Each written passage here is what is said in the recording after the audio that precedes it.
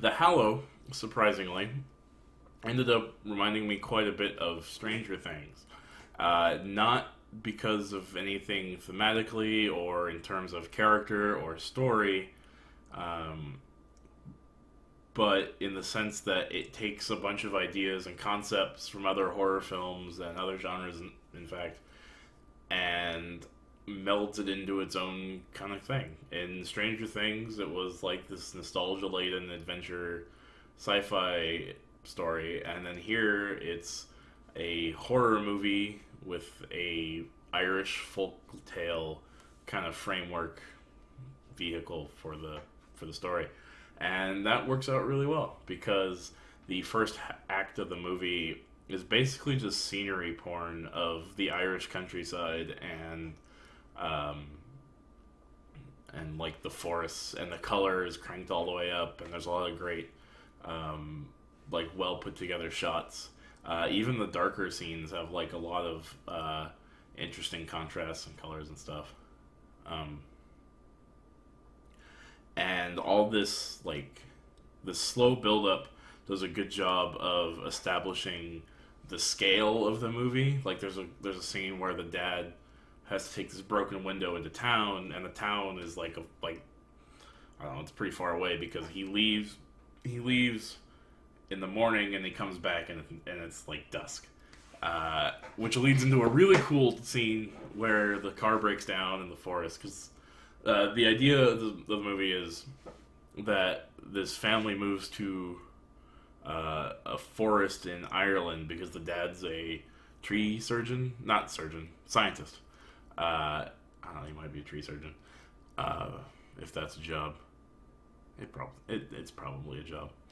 Uh, he's going out there to do research, and turns out the forest doesn't want him there. There's things out in the forest that are sensitive to the intrusion of man. And there's a scene when he gets back from getting the window fixed where the car breaks down and he looks in it and there's all this like fungus and goop and stuff on the engine.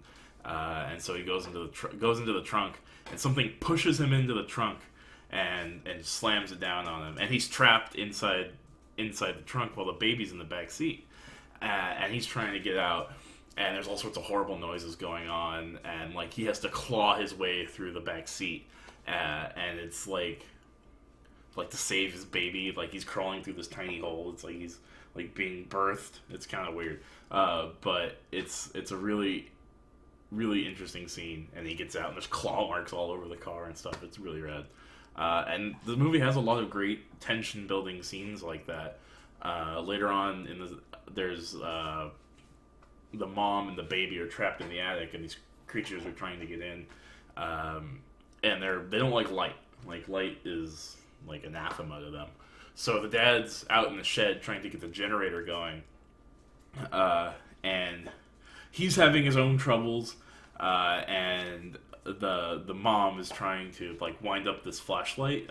It's not like a battery powered one; you have to crank it, and the cranking makes this like horrible whirring noise, and the baby's crying at the same time, those sounds sort of meld together into this really horrible cacophony that is really unsettling.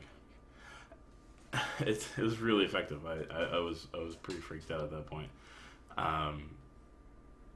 Like I said, there's a bunch of cool homages in this movie. Like there's a very clear The Thing homage with like the cell eating the other cell.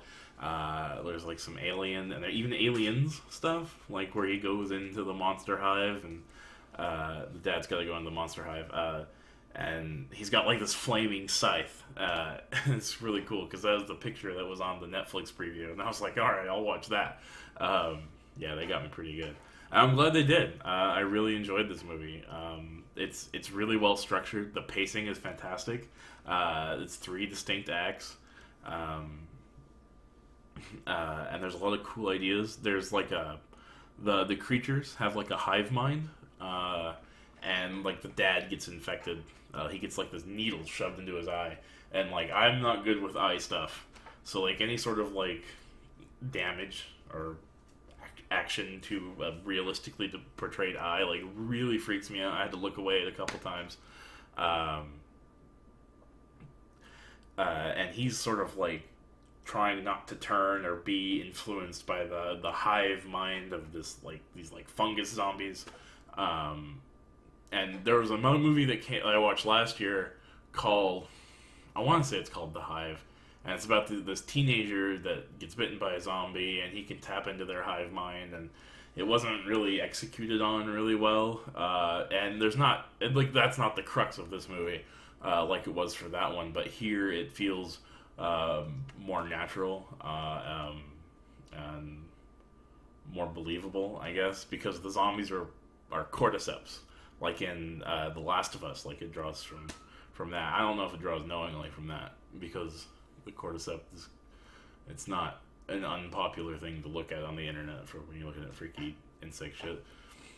But the difference between those zombies and these ones, if you can even really call them zombies, is that in Last of Us and in other zombie movies, the zombies are like these mindless killing machines.